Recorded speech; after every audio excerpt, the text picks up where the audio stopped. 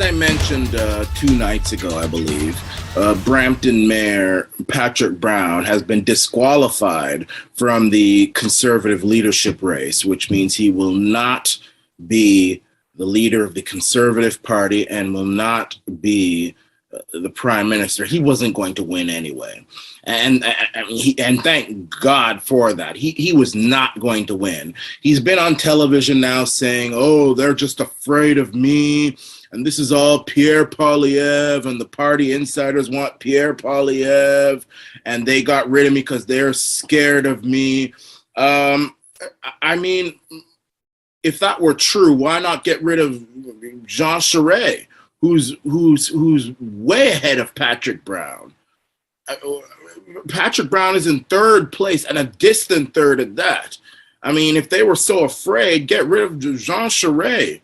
I mean, he's the one that's closest to who comes the closest to beating Pierre Poilievre. He's not going to win either. I tell you that right now. I bet my seat in heaven. But Jean Charest, those conservatives up there in Alberta and, Ontario and British Columbia, they are not going to support Jean Charest. I'll tell you that right now. Jean Charest don't stand a chance. Even in Quebec, I don't think he stands a chance. They hate him in Quebec after what he did with this youth movement and rising cost of living when he was premier. He's not going to win either. But why not get rid of him? Why get rid of little old Patrick Brown, who's at 11% in the poll? Pierre Poilievre's at 50-something. Jean Charest at 20-something. Patrick Brown is at 11, almost in single digits. Why get rid of him? Nobody's afraid of him. He got disqualified because he ran a corrupt campaign. And Rebel News, thank God for Rebel News, they were the first to uncover it.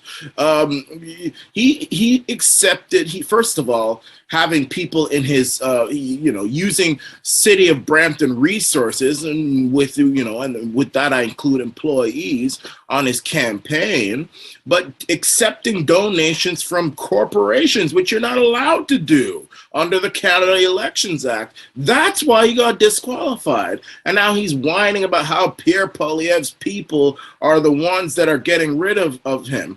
And one of the interviews he did was on CBC. Mr. Engineer, if you could share this. He was on The National with Ian Hannah-Mansing. And he was, I haven't seen this one yet. I saw the one on CTV, but Mr. Engineer, let's dissect this interview.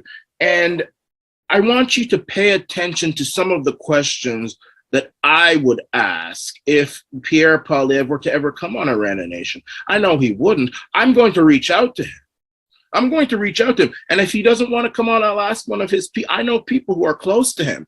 Come on, Arana Nation. I'm not going to be, pay attention to the questions that I would ask him if he came on this broadcast. Miss Engineer, let's play this.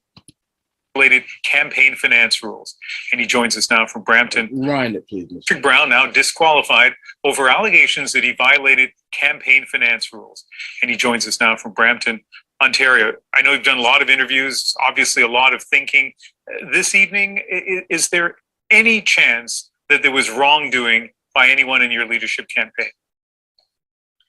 So listen, we don't know of any, or are not aware of any wrongdoing. We're still shocked by what's happened in the last 24 hours. We wish we had details from the party on this allegation that someone received a payment from a corporation to work on our campaign. But we had 1,800 volunteers, and so it is very difficult for us to respond to an anonymous phantom allegation being presented to us at the last minute from the party. You mentioned phantom allegations, and I've seen in other interviews you've talked about how you still don't have the details of these allegations against your campaign. I want to play a clip from an interview that Party President Rob Batherson did earlier today with my colleague Vashi Kapelos. What I can say is Mr. Brown was given a great degree of information. Mr. Brown was afforded an opportunity to meet with the chair of the Leadership Election Organizing Committee, with the party's legal counsel. he declined. So, Patrick, some people will listen to that and say you had an opportunity to get all the information you needed. So 2 points here. We sent a senior member of our campaign team to that meeting. They said, send myself or a representative. We sent 2 representatives, and the party did not provide details. We asked, they said there was a donation from a corporation to pay a staff member. They wouldn't tell us who that business was. They wouldn't tell us who the individual was. And so it's impossible to respond to an allegation like this with no details. And so really we felt this was a flimsy allegation to justify a disqualification. So this is the puzzling thing, I think, for a lot of Canadians tonight, and that is, why would the Conservative Party of Canada disqualify a candidate unless they had strong evidence that they had to do that? Well, it was very clear this was being pushed by the Pierre Poilievre campaign. They have bullied their way throughout this race, whether it's having the finance critic, Ed Fast, removed because he was supporting Jean Charest. Michelle Rempel-Garner, who was my campaign co-chair, being threatened to be removed from caucus for supporting my campaign and criticizing Pierre Poilievre. Clearly, Pierre is the establishment choice, and they wanted a coronation. I just wish they told me at the beginning of this. All right, so let's stop right there. And one of the first, let me put the microphone back in. One of the first questions I would ask Patrick Brown when he gets on with this line about it's Pierre Poilievre, they want a coronation. They're afraid of me. I'm going to get in the way of Pierre Poilievre's coronation. He was going to have a coronation with or without you. I'm going to tell you that right now. You did not come close to winning. Why not get rid of Jean Charest, the one who is the closest to beating Pierre Poilievre? Why would they go after someone who's in 3rd place and in some polls in 4th place? Why would they go after you, Patrick? You are in 3rd place, and in other polls, you're in 4th place. I personally think you're even lower than that. I don't know who. I don't know who are these 11% of conservatives. I mean, listen, you are a known liar. You are a known flip-flopper. You are a known sneak. Went from your days as an Ontario PC party leader. You pretended to be a social conservative. You got in there and you threw that under the bus, and then, you know, as for the whole coronavirus stuff, you wanted everybody to stay in their homes and not go out. They weren't allowed to go to the hockey rink. And Rebel News, thankfully, they caught you trying to play a game of hockey, trying to flout your own rules, just like Boris Johnson. At least Boris Johnson had the decency to resign today. And you are there whining about how you've been done wrong. My question is, why, Patrick? Why would the Pierre Poilievre team want to go after little old you? That's what I would ask. See how we were to answer that. I mean, you're 3rd. So let's continue here. Leadership campaign, so we didn't have to go through the time, the effort, the resources of this campaign if clearly they have a destination in mind.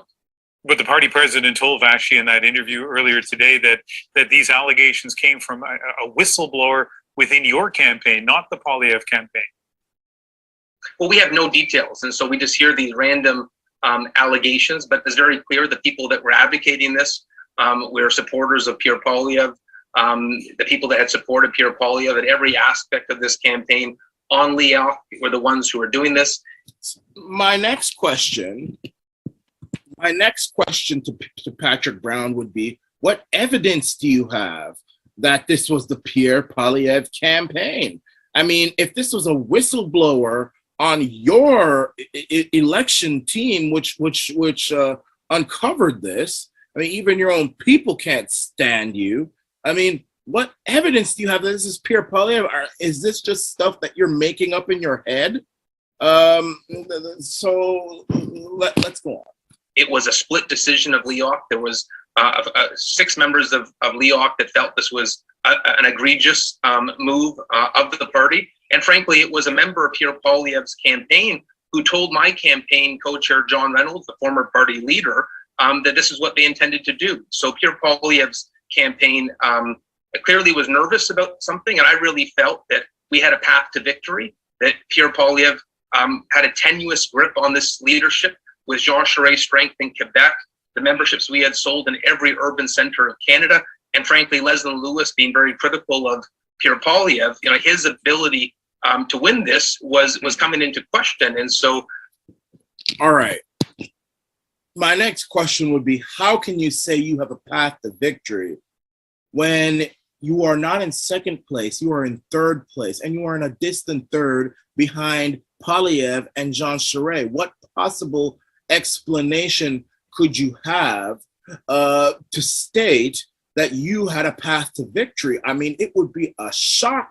I mean, I know polls can be wrong sometimes, but to come from a distant third to first, I mean, Patrick Brown, I mean, where does that come from?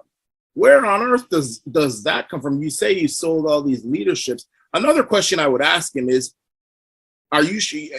one question I would ask him is, are you sure you haven't bought any of these memberships? Because there have been accusations as your days as Ontario Progressive Conservative leader that if not you, but people in your inner circle in the party leadership were buying memberships.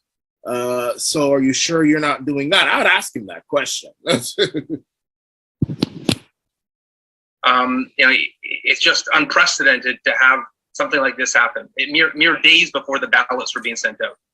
We have really just 30 seconds left, but let me ask you this. Given the allegations you're making about the party, basically you're saying that they have handled this wrongly. They're saying your campaigns handled this wrongly.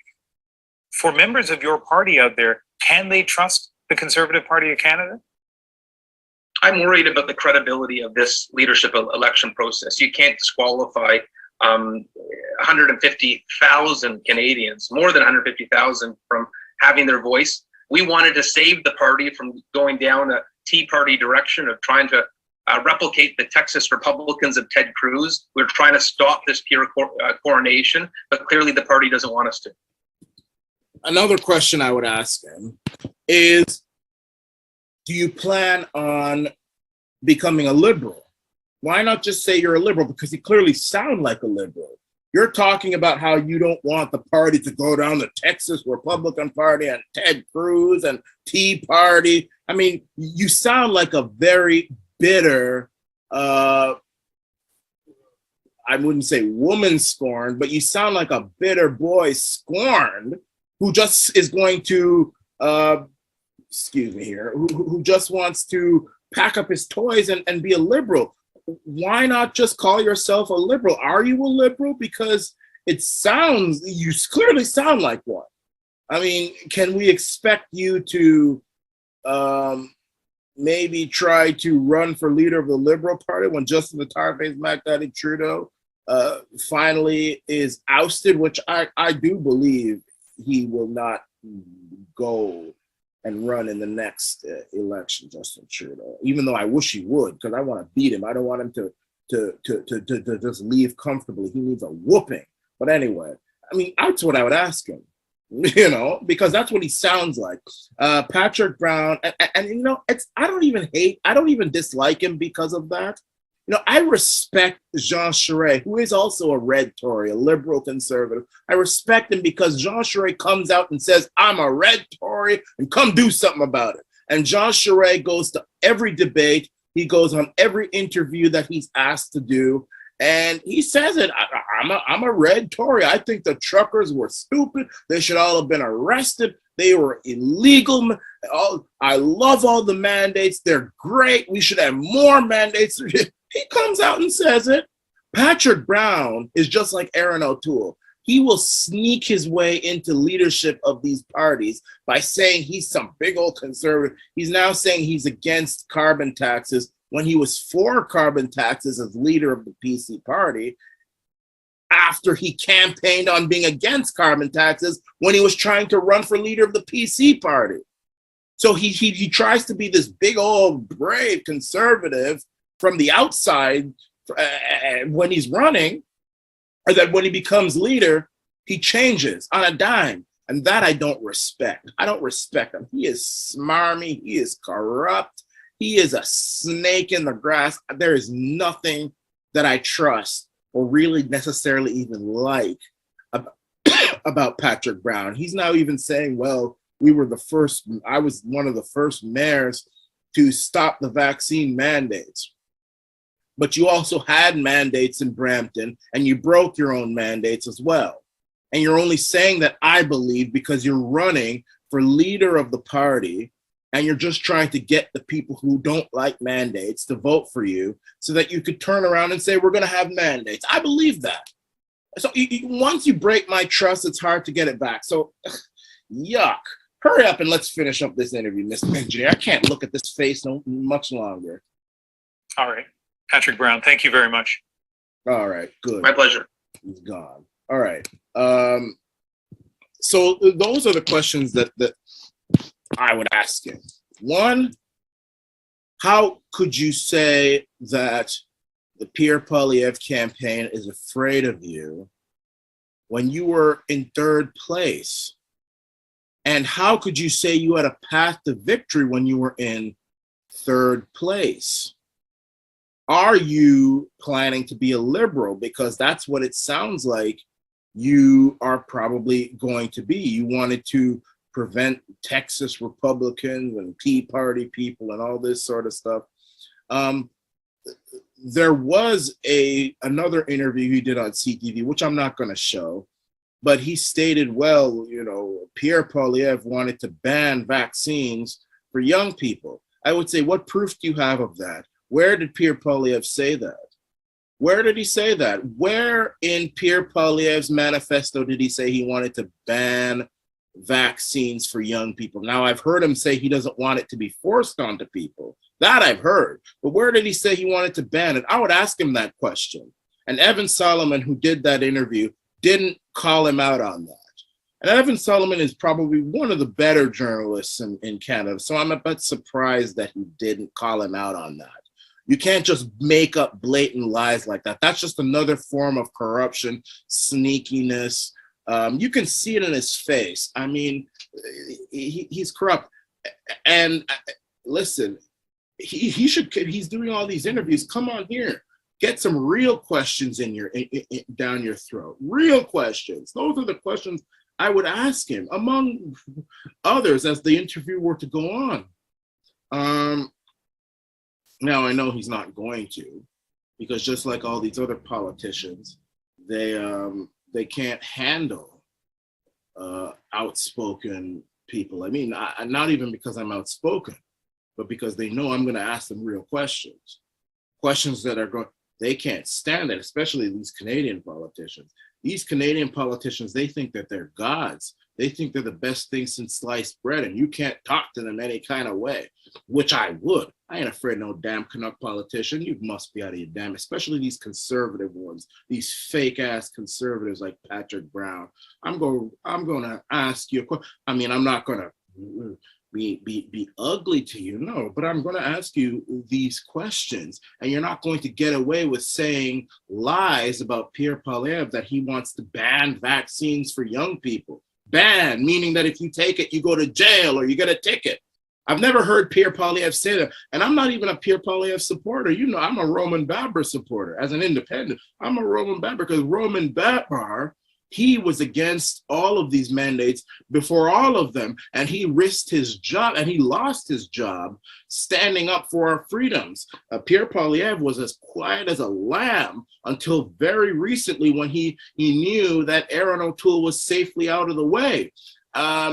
So he's saying all the right things now, but where was he when it could have really mattered? He even voted for some of these mandates. He didn't rebel against Arana. He was as quiet and as well behaved as a lamb. Roman Baber stood up to Doug Ford's mandates, lost his job because of it. He is the real hero.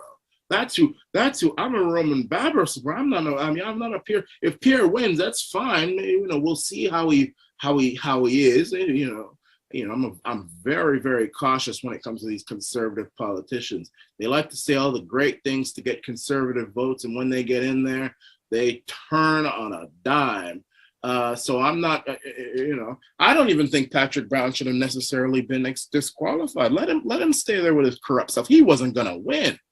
Of course he wasn't going to win. But my hope is that Patrick Brown does not go beyond mayor of Brampton in any serious leadership position. He's not to be trusted. I don't trust him as far as I could throw him.